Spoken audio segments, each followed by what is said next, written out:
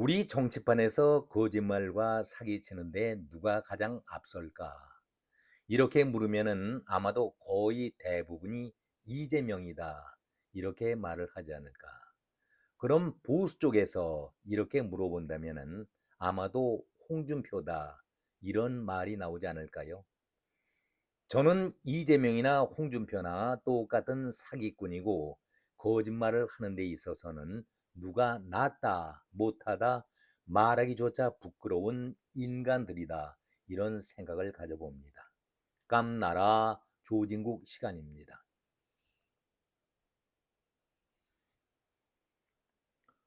엊그제 홍준표가 신세 타령을 글을 올렸습니다. 아주 의외였었죠. 한마디로 늙어서까지 욕을 먹고 있다. 내가 진로를 잘못 선택을 했다. 수능을 보고 대학 입시를 앞둔 청년들이 평생을 좌우할 진로 결정을 신중하게 했으면 좋겠다.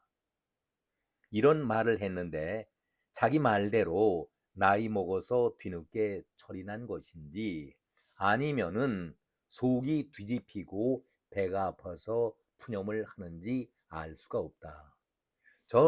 제 개인적인 생각으로는 홍준표는 아마 속이 뒤집히고 배가 아파서 후자의 말같이 들리고 있습니다. 하는 일이 제대로 되는 것이 없지요.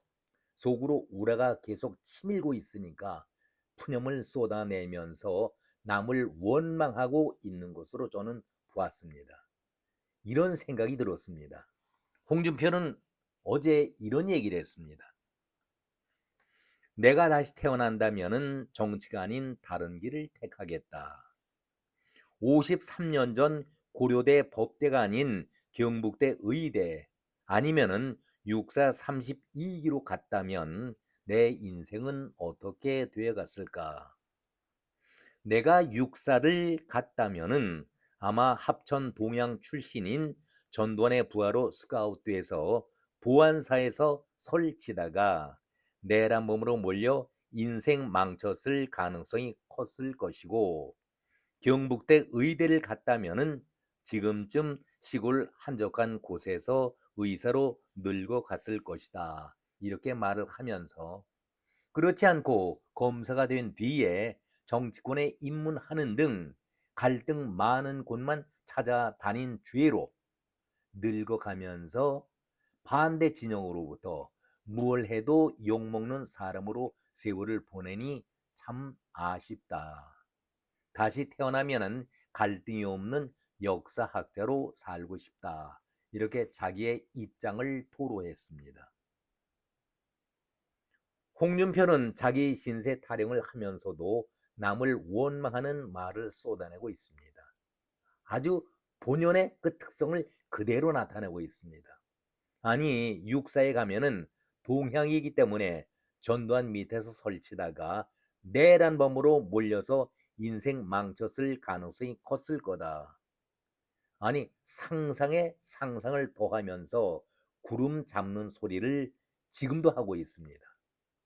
육사 나오면은 전두환이가 다 스카웃을 합니까? 참 꿈도 야무지다. 아무리 동양이라 할지라도 하나회 멤버가 되기 위해서는 수석 1등만이 하나회 멤버가 되는데 꿈도 야무지지 않습니까? 동향이기 때문에 전두환이 밑에서 출세를 하면은 그때 가서는 무슨 소리를 또 합니까? 전두환이 내란범으로 몰렸기 때문에 그 똥바가지를 쓰지 않아서 다행이다. 이렇게 피해가고 있는 것 아니겠습니까? 이용할 수 있으면은 이용해 보겠다. 그 뜻 아니겠습니까? 아니, 홍준표가 동영이나 스카웃을 한다는 그 말 자체도 자기가 바라는 뜻을 그대로 표현했던 것 아니겠습니까? 한마디로 홍준표는 출세 지향적인 인물입니다. 제발 늙었지만은 꿈에서 깨어나라. 또 홍준표는 검사가 된 뒤에 정치권에 입문하는 등 갈등 많은 곳만 찾아다닌 죄로 늙어가면서까지 반대 진영으로부터 무얼 해도 욕을 먹는 사람으로 세월을 보내니 참으로 안타깝고 아쉽다. 저는 이 말하는 홍준표를 보면서 얼굴이 두껍다. 이재명 뺨칠 인간이다. 너무나도 뻔뻔하다. 그동안 좋은 거 다 누리고 이제 와서 갈 곳도 없고 불러주는 곳이 없다 보니까 웬 이렇게 신세 타령을 하고 있을까? 저는 이재명과 홍준표를 같은 급으로 말씀을 드렸습니다마는 둘 다 같은 쓰레기다. 다시 한번 확인하는 순간이었습니다. 아니, 두 가지만 홍준표에 대해서 지적을 하죠. 첫 번째로 지적하고 싶은 말이 정치권에 입문해서 갈등 많은 곳만 찾아다녀 늙어가면서 욕을 먹고 있다라고 했는데, 아니, 누릴 것을 다 누려왔던 기회주의자 아니었습니까? 홍준표처럼 화려한 정치 경력이 있는 사람이 몇이나 되겠습니까? 단물만 골라가면서 빨아먹던 자가 바로 홍준표 아니었습니까? 의원 5번입니다. 도지사, 단체장 3번, 당대표 2번, 그리고 대통령 후보까지 나섰던 자인데 인생 거의 절반 이상을 누린 혜택을 뭐라고 합니까? 아니, 뭘 해도 욕을 먹는다. 열심히 한 죄로 정치권에서 어떻게 이런 얘기를 할 수 있습니까? 누릴 걸 다 누렸는데 이제 와서 이렇게 뻔뻔한 얘기를 할 수가 있을까? 홍준표 씨, 내가 첫 번째 질문 물어본다고 했죠. 정치하면서 원내대표, 여당 대표였을 때 원내대표죠. 국회 운영비, 억대의 운영비 있죠. 국민의 혈세가 아닙니까? 이걸 집에 갖다 준 자가 누구였습니까? 당신의 비서 보좌관이었습니까? 아니면은 당신이 아내에게 갖다 줬습니까? 돈을 뭉태기로 갖다 준 사람이 누구였습니까? 본인이 갖다 주지 않았었습니까? 권력으로 강탈한 그야말로 공급 횡령까지 한 그런 자가 누구였습니까? 그리고 송환종이가 주었다는 돈 1억 원, 죽은 자는 말이 없지만 돈에 관해서는 늘 지저분한 소리가 홍준표에게 들리지 않았었습니까? 그러면서 입으로는 가장 깨끗하고 청렴한 척 떠들던 자가 바로 홍준표 아니겠습니까? 두 번째로 검사 시절 얘기를 해보죠. 홍준표 하면은 검사 시절 모래시계의 검사로 이렇게 불리고 있습니다. 과연 이것이 맞는 사실일까요? 이거 정말 모래시계 홍준표 맞습니까? 이 모래시계 사건이 정치판을 아주 뜨겁게 달군 적이 있었습니다. 홍준표가 대선 후보 시절 2017년이었던가 그렇죠. 그러니까 자유한국당의 대선 후보 시절에 SBS 뉴스를 절대 보지 마라. 내가 대통령이 되면은 SBS 8시 뉴스는 싹 없애겠다. 서해 공무원 피살 사건을 염두에 두고 SBS가 누구의 압력을 받았는지 보도를 제대로 하지 않고 있는데 내가 대통령이 되면은 SBS 뉴스를 절대 다 보지 말게 하고 없애겠다. 이렇게 얘기하지 않았었습니까? 한마디로 홍준표 특위의 독소를 퍼부었었습니다.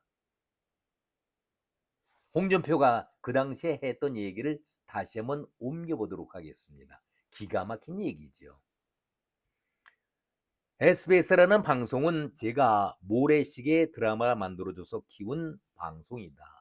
내가 모래시계의 주인공이 돼서 SBS를 키워준 사람이다. 그 드라마 히트로 인해서 지금 전국 방송이 됐다. 그런데 어떻게 홍준표가 키워준 방송에서 그런 짓을 뉴스를 편파 보도할 수가 있겠는가? 황당한 얘기를 했었죠. 오늘부터 SBS 8시 뉴스 보지 마시라.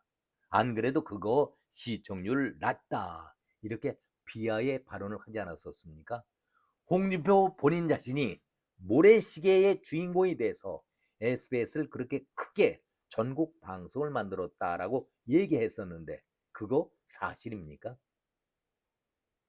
여기에서 모래시계 홍준표 검사가 맞느냐 제가 질문을 던졌었는데 모래시계의 작가인 송진아는 이 점에 대해서 아주 분명하게 대답을 하고 있습니다. 송진아 작가는 이렇게 얘기를 합니다. 소심한 지지 선언이라는 제목의 글을 올리면서 요즘 모래시계의 모델이 되었던 검사라고 주장하는 분이 계시는데 사실관계를 바로 잡고자 한다.